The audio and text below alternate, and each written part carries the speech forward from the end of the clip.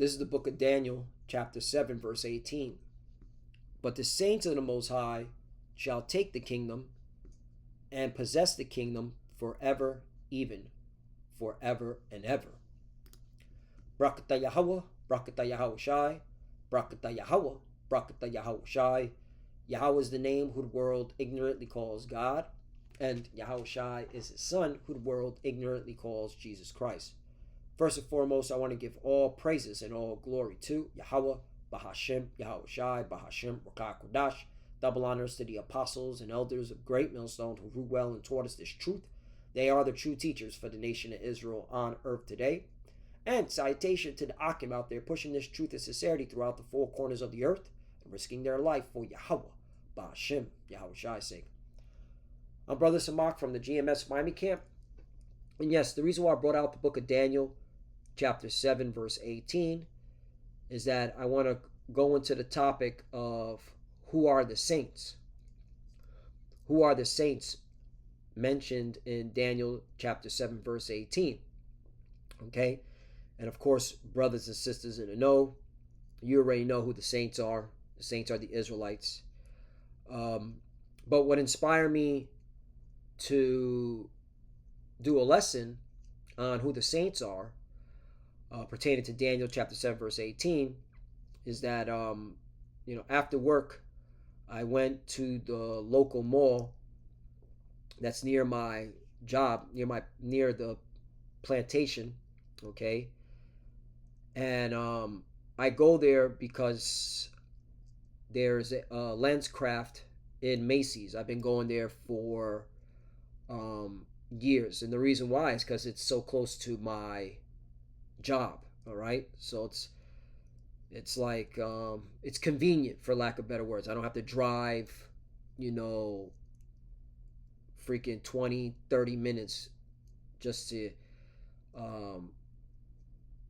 get new glasses or change my lenses, because I get my eyes checked every year. All right, my eyes, I've been blind for a very long time, since I was a child. All right, I've been wearing glasses since I was 4 or 5 years old. Let's put it that way, okay? So I've always been wearing glasses. I've always been blind. All right, which is why I'm looking forward to Yahweh Shai returning. So if I'm part of that number, that's what we call ourselves, the hopeful elect. I can be changed into a new body and have perfect vision. All right, and that's what I'm looking forward to. Perfect vision, perfect health, new body, right? So I'm walking in the Macy's department, and again, the LensCraft, the store that I've been going to, is right there. And I came across this sign. I've never seen this sign before. Said All Saints. I was like, whoa. That's Daniel chapter 7, verse 18. That was the first scripture that came to my mind. Daniel chapter 7, verse 18. So, inspired me to do a lesson on who the saints are. Okay. Now, what does the word saint mean? Okay. First, the Hebrew word for saints is quadawashyam, which means what? It means holy ones or set apart. Okay. And of course, this also inspired me to ask ChatGPT, who are the saints mentioned in Daniel chapter 7, verse 18, and they even broke down the meaning of the word saints. So we're going to get into what ChatGPT has to say, and again, I was just inspired by the sign to do a lesson. All right, so yeah, going into this store to go check out some glasses and update my lenses, and got a lesson out of it, So let's see what ChatGPT says. And hey, ChatGPT, I like the way they broke it down, because I understand what this AI does. What ChatGPT does, it pulls, all right, different opinions, different talking points, different perspectives, as it says, all right, pertaining to the scriptures.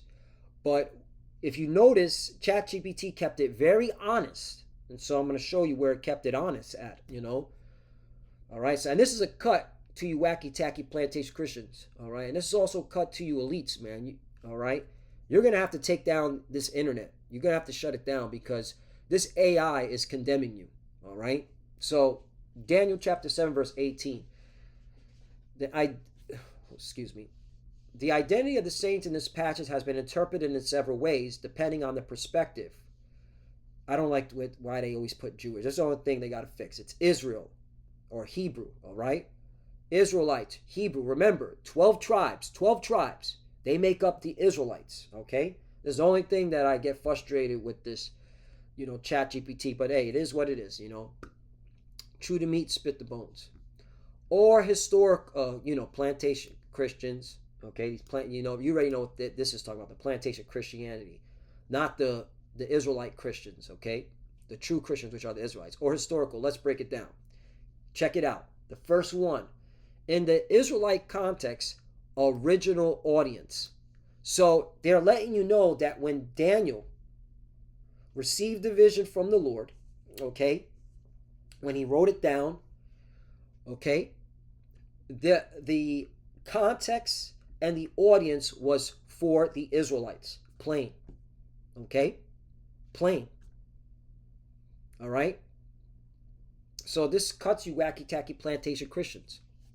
The saints, here it is, holy ones, right? Now, of course, the proper way of saying it is quadawashium, okay? But it means the holy ones or set apart, okay? Refers to the faithful people of Israel who remain loyal to God, plain, okay? In the visions of Daniel, the empires, Babylon, Medo-Persian, Greece, Rome, rise and oppress God's people. But ultimately, the covenant people of the Most High are vindicated and inherit the everlasting kingdom. You see that? So, the covenant people. This reminds me of another scripture. This came to my mind. Oh, we're going to hold this on deck too. I'm not going to make it too long. I'm just going to hit some key points. And again, this is basics. All right? For the brothers and sisters in the know, you already know this is pertaining to the Israelites. Psalm 147 and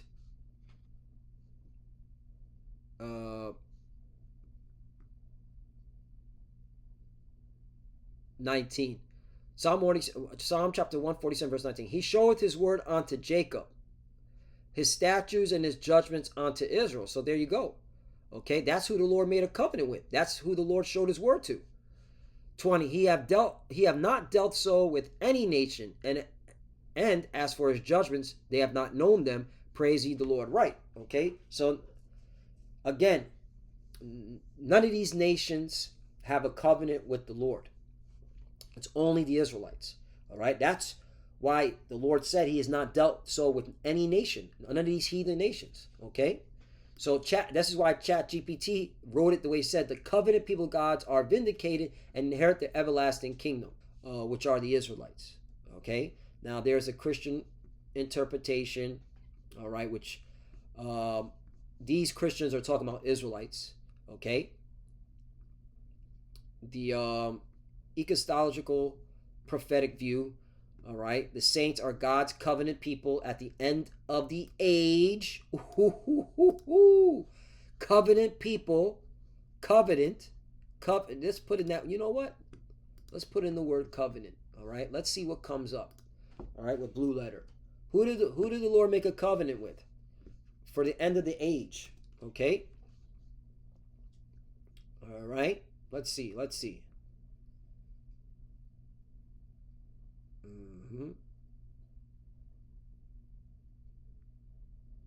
Clearly, all this covenant is pertaining to the chosen lineage from Abraham onto Isaac onto Jacob. You see, Exodus chapter 20, verse 24. And the Most High heard their groaning, and God remembered his covenant with Abraham, with Isaac, and with Jacob. Plain. That is plain, man. All right, that's who the covenant's for. All right, the laws. All right, The law, statutes, commandments were given to the Israelites. That was the covenant that the Lord gave, that the Lord, made an agreement with the Israelites. If you keep the law, statutes, and commandments, these are the promises. Okay, that was the covenant.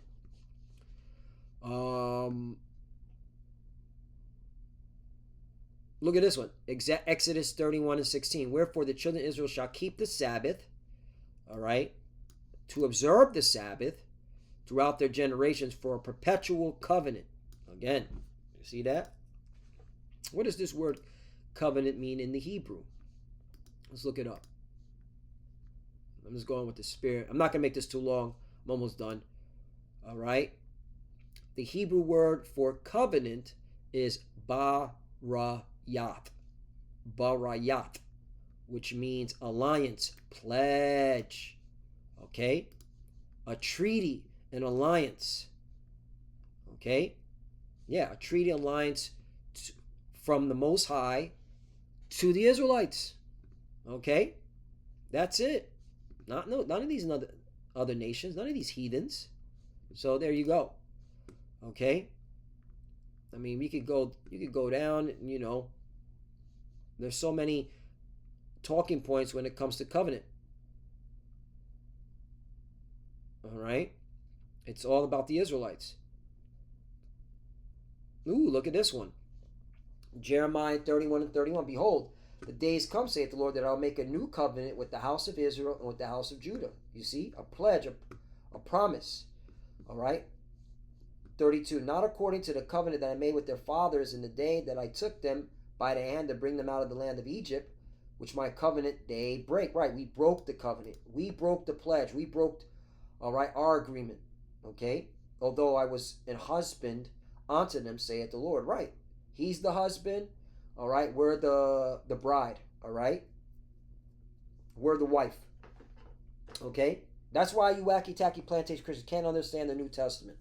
All right, because you don't know you don't know what the hell you're talking about. All right, the bride and the bride. When you say these words, but you don't know what they mean, you just say them. You regurgitate them. All right. The bride is Israel. The bridegroom is who? Yahweh Shai, who represents his father. Okay. 32. Not according to the covenant that I made. I read that already. 33. But this shall be the covenant that I will make with the house of Israel after those days, saith the Lord Yahweh. I will put my law in their inward parts and write it in their hearts, and be their God, and they shall be my people. Right. This is the new covenant. Okay. This is what we're waiting on. All right. Because once we have the laws in our inward parts, we'll never go off. All right. And with that comes many blessings. We're talking about immortality.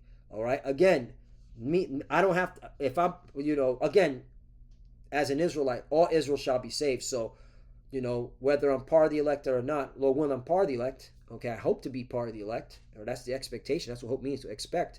All right. I know that I'm going to have perfect eyes, not be blind. Okay. Perfect health.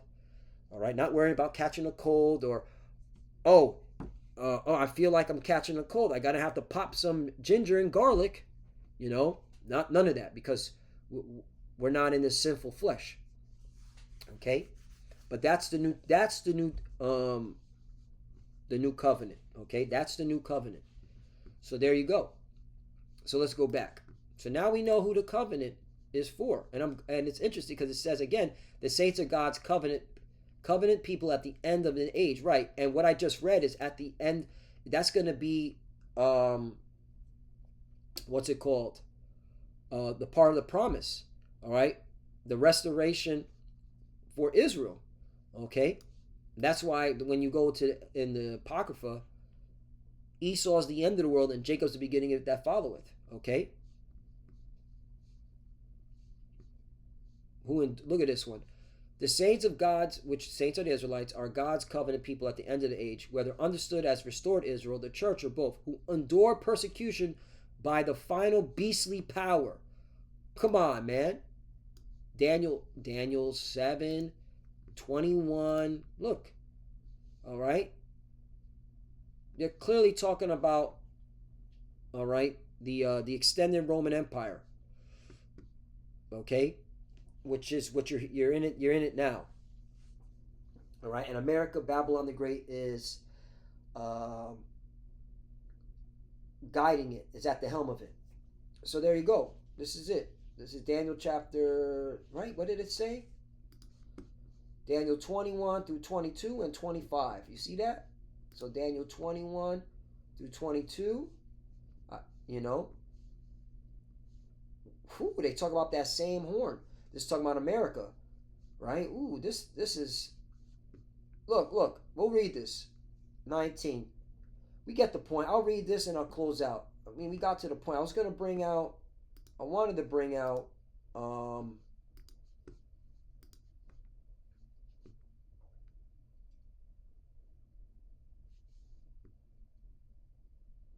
the,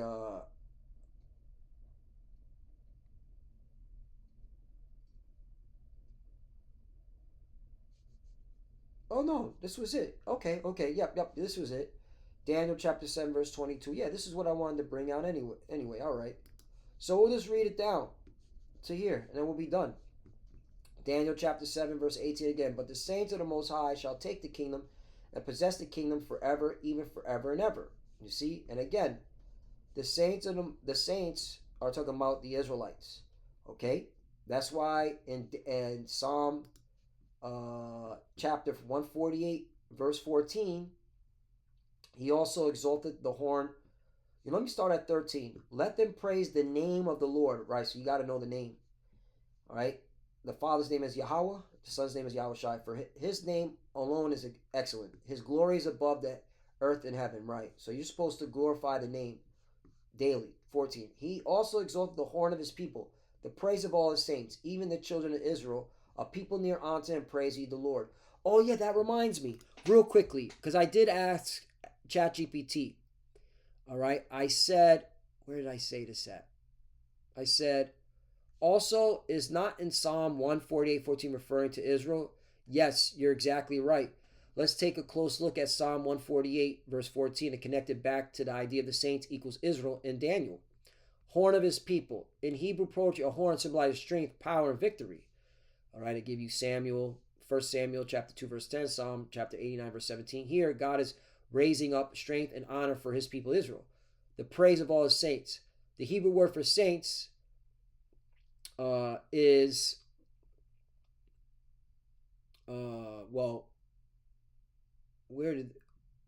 wait, let me go into this one real quick. Let me make sure if they're accurate, because this word saints, this Hebrew word for saints is kadsad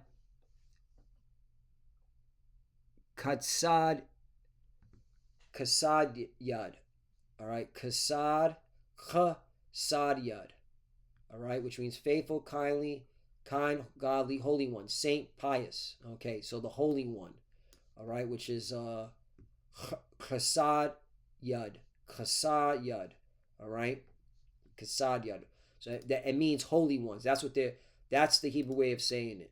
Okay, holy one. All right. So means holy ones. All right. Same thing with Quadawashyam means holy ones. All right, or set apart.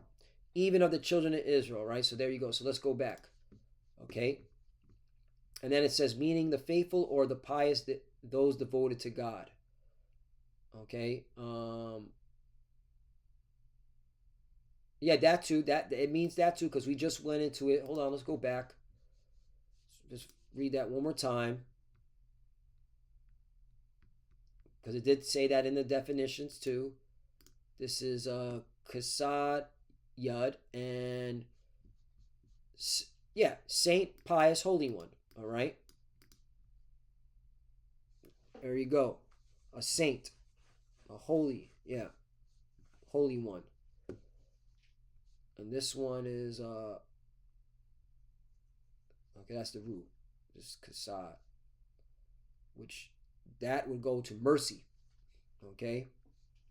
And the Lord is showing mercy to his saints. So let's go back to the verse immediately clarifies that these saints are the children of Israel, a people near unto him. So in this psalm, saint equals Israel, specifically the covenant. There's a covenant again, people set apart. All right, that's another way of saying saints set apart as God's treasured possession. Deuteronomy 7. Ooh, Deuteronomy 7 and 6. Yeah, this is going longer than I anticipated, but hey, it's the truth. For thou art a holy people unto the Lord thy God. The Lord thy power hath chosen thee to be a special people unto himself above all people that are upon the face of the earth. See, there you go. Okay, so this is pertaining to the Israelites. This is only Israel.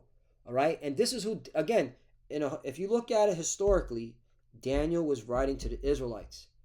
Okay, he wasn't writing to Christians.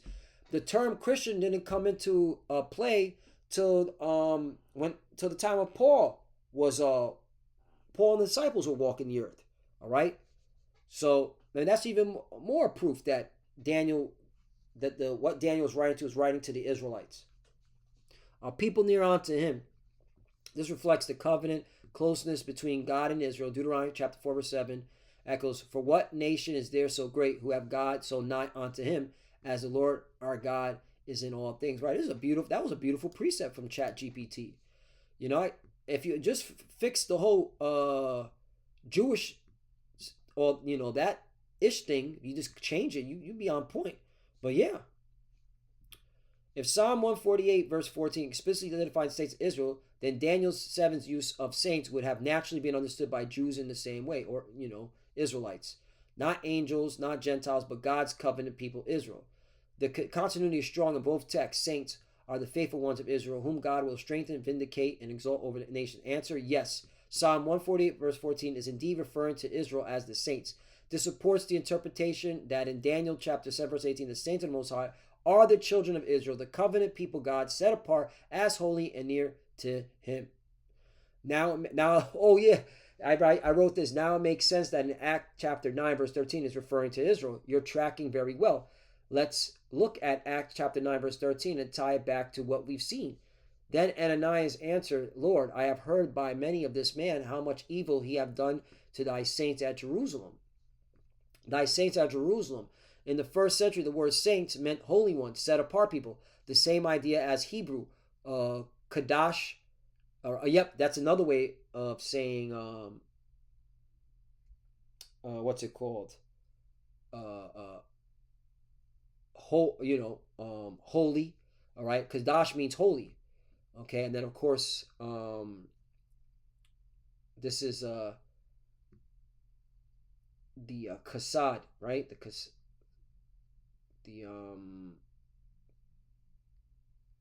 me go back.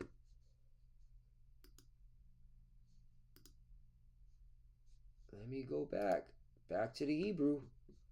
All right, where is the saints? Because this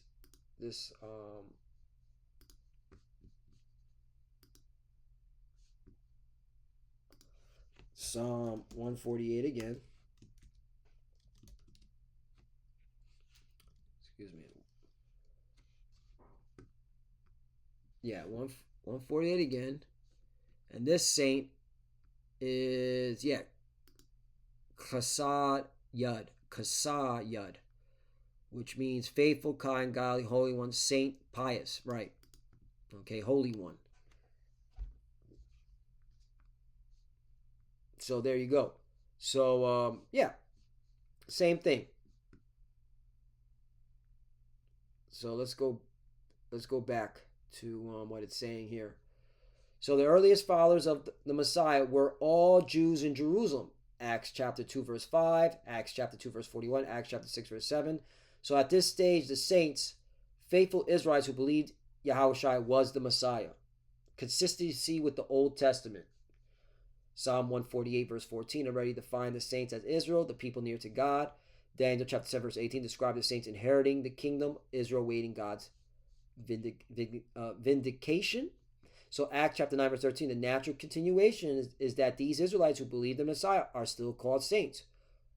Why it matters in Acts. Saul, later Paul, was persecuting those I hate when they do the ish. Jews who believed in the Messiah.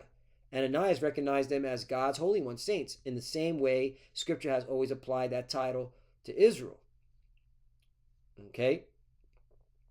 And then, of course, they want to talk about Gentile believers were grafted. This is talking about Israelites.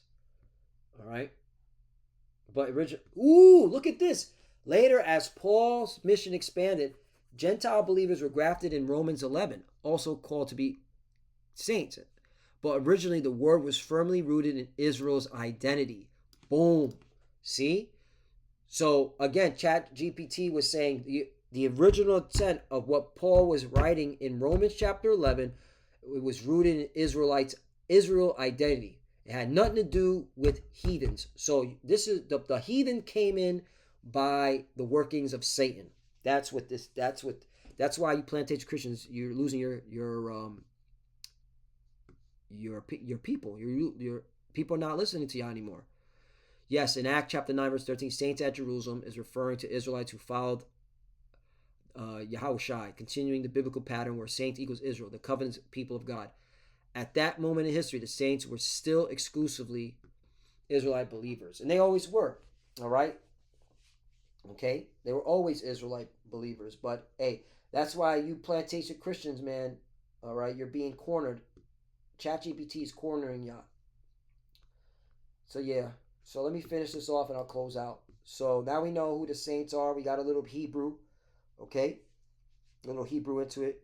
There's Hebrew ways of saying, you have the Hebrew way of saying the saints, which is Quadar Washyam, all right? And you got Quadash, which means holy, and then you have Kasad Yud, which means holy ones, okay, or pious. So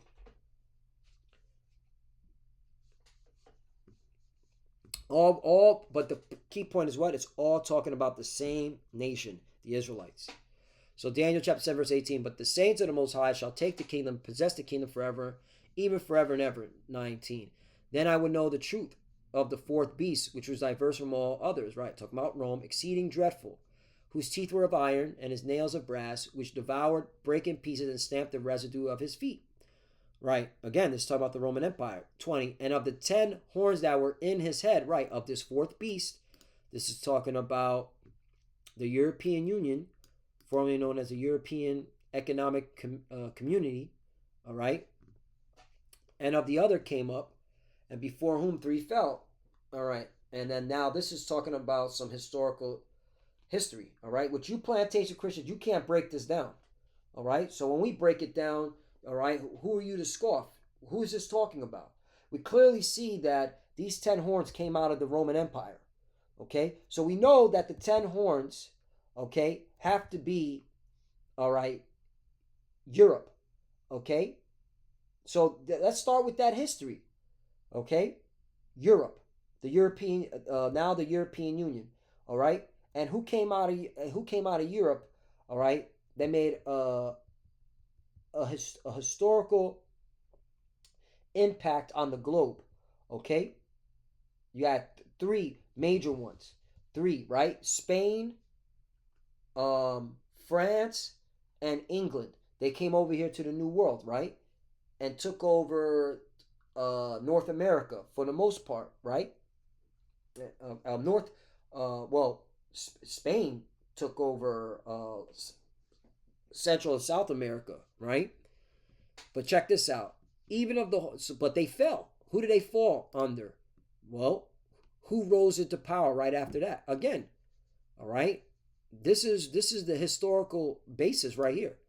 Even of that horn that had eyes and a mouth that spake very great things. So this is clearly talking about America, Babylon the Great, because right here, whose look was more stout than his fellows. Yup, this is talking about America, because America took down Spain, England, and France. And that's how America was able to take over this land. All right. If this is not it, what is it then? Okay. Break that down. What's that talking about? Okay. And you're going to lose right here the 10 horns. Because it says the 10 horns were in his head. The fourth beast's head. All right. That's where you're gonna take that L if you think you could you're gonna say some other garbage. 21. I behold, and the same horn made war with the saints and prevailed against them. Right. Again, this is clearly talking about America making war with the saints, the Israelites. All right. Took us down as a people, put us into slavery. Okay. Stripped us of our heritage. Okay. 22. Until the Ancient of Days came and judgment was given to the saints of the Most High, and the time came that the saints possessed the kingdom. Right. And we're coming into that time. All right. We're in the end times. The saints, which are the Israelites, are going to possess the kingdom. So there you go. So Lord willing, that's edifying, to the hopeful elect. And it also cuts you plantation Christians. Even ChatGPT, all right, has some common sense when it comes to who was Daniel referring to when it came to the saints. And it right here, original audience. That's the cut right there, the original audience. So, and all right, there it is. So with that, I want to give all praise and all glory to Yahweh, Ba'ashem Yahushai, Ba'ashem Kodash. Double honors to the apostles and elders of Great Millstone who rule well and taught us this truth. They are the true teachers for the nation of Israel on earth today. And citation to the Akim out there pushing this truth and sincerity throughout the four corners of the earth and risking their life for Yahweh, Ba'ashem Yahushai's sake. Love you, brothers. Keep it there. Keep the faith. Keep pushing. Keep fighting. Keep studying. Pray without ceasing. Pray for each other. Pray for the apostles, elders. We're almost out of here. This was Lord willing, this was edifying. Okay, so keep pushing. To the futures that are watching, keep studying. When you pray, check, cover. Almost out of here. Shalom, and you already know shalom.